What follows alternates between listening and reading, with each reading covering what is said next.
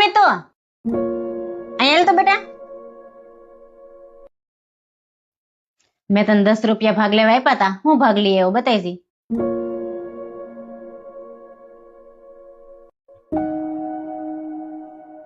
આ તો 2 રૂપિયાની ચોકલેટ છે. બાકીના 8 રૂપિયા લાવો. તને કહું છું બાકીના પૈસા લાય. બેટા જવાબ દે, મમ્મી કઈક પૂછે છે. મમ્મી ખોવાઈ ગયા. એમ કેમ ખોવાઈ ગયા? આ ચોકલેટ કેમ ન ખોવાઈ ગઈ? ત્યાં રસ્તામાં પાડીને નથી આવ્યો ને? બેટા દુકાન જ ભૂલી આવ્યો ને. એક કામ કર, રસ્તે જોતો હોય જા. એક મિનિટ બેટા, અહીંયા શું થયું બેટા? રસ્તામાં પડી ગયા પૈસા કે દુકાન ભૂલી આવ્યો? કે આમાં શું છે બેટા? આ શું છે બેટા? બોલ બેટા શું છે? ચોકલેટ. આ ઓલા તું 8 રૂપિયા વિધા એમાંથી લાવ્યો છો ને? મમ્મી કે સાચું છે? તારી છે? તું ખોટું કેમ બોલો બેટા? આ ચોરી કહેવાય બેટા, અને એ ઘરમાં. આવું ક્યાં શીખો તું? તાર સ્કૂલમાં શીખવાડે છે આવું? તાર દોસ્તારું શીખવાડે છે આવું? એટલે મેં તને ક્યાં ખોટું બોલતા શીખવાડ્યું? મમ્મી યાદ કરો, તમે 700 રૂપિયાનો ડ્રેસ લીધો હતો ને, ઈ તમે પપ્પાને 1000 રૂપિયાનો કીધો. બસ આમાંથી જ હું ખોટું બોલવાનું શીખો. બસ લે બંધ થા, બહુ જીબડી હાલે છે તારી. બસ લે બંધ થઈ જાય, એને ખીજાવવાની જરૂર નથી. બાળકો તો ભગવાનનું રૂપ કહેવાય. એ જેવું જોવે છે ને એવું જ તમારી પાસે શીખે છે. એટલે હંમેશા યાદ રાખો, જેવું તમે બાળકોને શીખવાડવા માંગો છો ને એની સામે એવું જ વર્તન કરો. તો મિત્રો, બાળક છે ને એક કોરી પાટી કહેવાય છે. તમે એમાં જેવું લખશો ને એવું લખાશે. એટલે હંમેશા યાદ રાખો, તમે જેવા બાળકોને સંસ્કાર આપવા માંગો છો ને એની સામે એવું જ વર્તન કરજો. તો મિત્રો, તમને આ વિડીયો કેવો લાગ્યો કોમેન્ટ કરજો.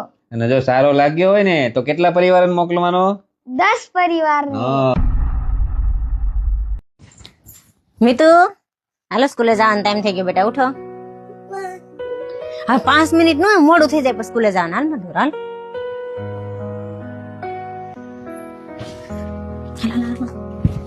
બાપરે આ છોકરો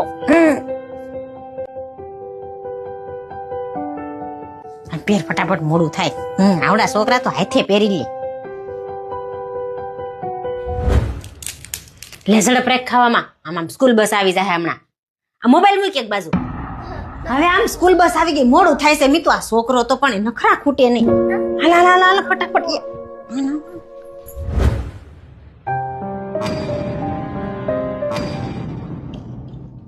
એ પેલા લેસન કર લે પછી રમજે. ગાડી મૂક સાઈડમાં. પેલા લેસન કર લે. મિતુ ચાલો ઉઠો બેટા.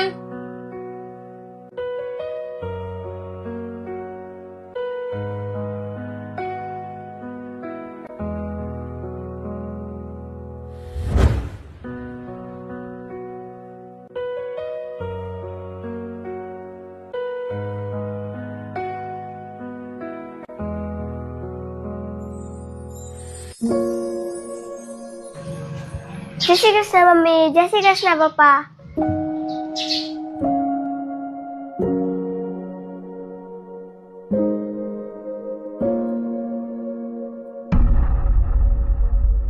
મિત્રો, બાળક કે નાના કુમળા છોડ સમાન હોય છે. એને આપણે જે બાજુ વાળીએ એ બાજુ વળી જાય.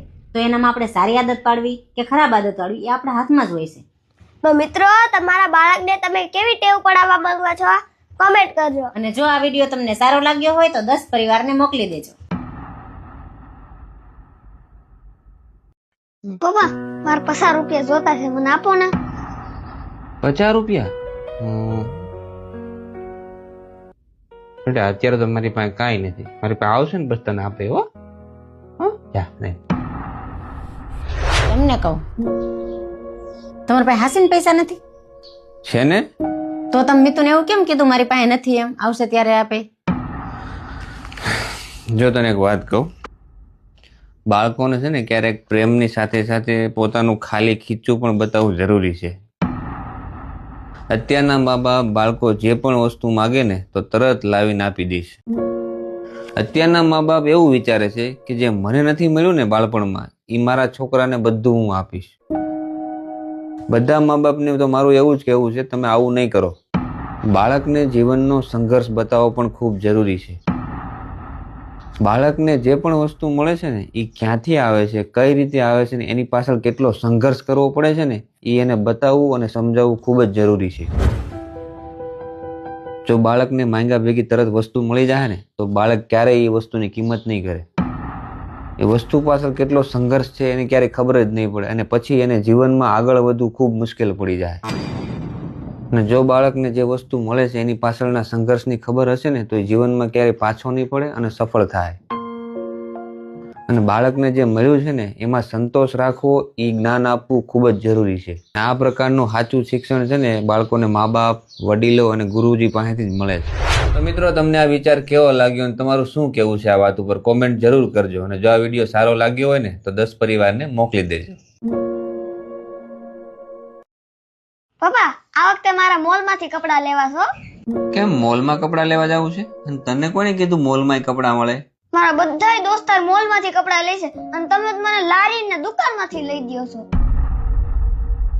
પણ બેટા, આપણે કપડાં મોલમાંથી લઈ કે લારીમાંથી લઈ કે પછી દુકાનમાંથી લઈ, કપડાં તો કપડાં જ હોય. એનું કામ શું હોય? આપણે શરીર ઢાંકવાનું. નહીં પપ્પા, મોલમાં છે ને બહુ સારા કપડાં મળે. મારા દોસ્તાર છે ને નવા નવા ટી-શર્ટ ને જીન્સ પહેરીને આવે. પણ બેટા, તને ખબર છે મોલમાં કપડાં કેટલા મોંઘા હોય અને તાર પપ્પા પાસે એટલા બધા પૈસા નથી. પૈસા ન હોય ને તો પૈસા કમાવ, બાકી મારે મોલમાંથી જ કપડાં લેવા છે.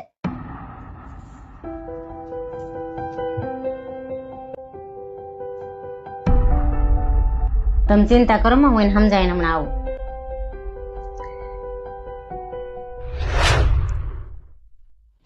બેટા, ડાયા દીકરા એટલો બધો ગુસ્સો થોડો કરે. અને પપ્પાએ તને કોઈ દી કઈ વસ્તુ લેવાની ના થોડી પાડી છે. નહીં, મારા પપ્પાએ કોઈ દી ના નથી પાડી, આજે જ ના પાડી. પણ દીકરા, તે ગુસ્સો કરતા પહેલા વિચાર્યું હોય તારા પપ્પાએ હું કામ તને ના પાડી? નહીં. તે તારા પપ્પાને શાંતિથી નિહરાય તે બેહતા જોયા છે ક્યારે? એ આપણે હારું રાત ને દી મહેનત કરે છે. સવારે જાય ને સાંજે ઠેક આવે અને રવિવારે આરામ નથી કરતા. આ બધું કોના માટે કરે છે? આપણા માટે તો કરે છે. દીકુ, તારા ભણવાના ખર્ચા, આ ઘરના ખર્ચા અને